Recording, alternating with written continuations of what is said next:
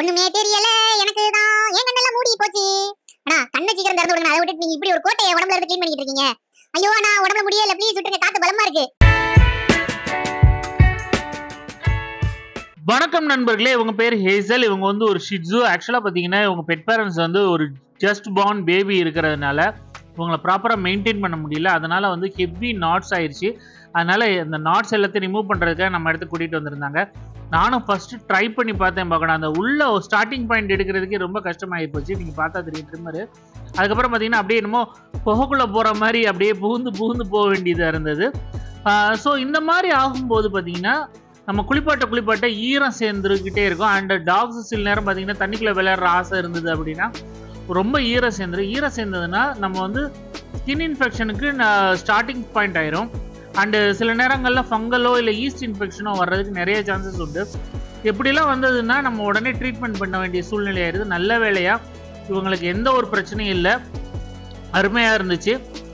ஆனால் நாட்ஸ் தான் இருந்தது, பட் எந்த ஒரு ஸ்கின் இன்ஃபெக்ஷனோ இல்லை ஃபங்கல் இன்ஃபெக்ஷனோ எதுவுமே இல்லை. நீங்கள் பார்த்து தெரியும், இந்த பார்த்தீங்களா, இதுதான் இந்த மாதிரி கட்டி சேரவே கூடாது. இந்த மாதிரி கட்டி சேர்ந்துருச்சு அப்படின்னா நம்ம ஃபுல் ஜீரோ கட் பண்ணி ரிமூவ் பண்ணி தான் ஆகணும். இன்னும் கழுத்துக்கிட்டக்கெல்லாம் கொஞ்சம் நாட்ஸ் இருந்தது, அதையுமே வந்து ரொம்ப கஷ்டப்பட்டு தான் எடுத்தேன். பாவம் அவளே வந்து ரொம்ப சிரமப்பட்டிருப்பான்னு தான் சொல்லணும். ஏன்னா படுத்தே இருந்தா அவளால் மூவ் பண்ணவே முடியல. நம்மளாலேயும் வந்து ரொம்ப கஷ்டமாக இருந்தது. அந்த ஃபேஸ் கிட்டக்கெல்லாம் எடுக்கும்போது ரொம்ப பயந்துட்டா. எனக்கே வந்து ரொம்ப ஒரு அன்ஈஸியாக தான் ஃபீல் பண்ணா.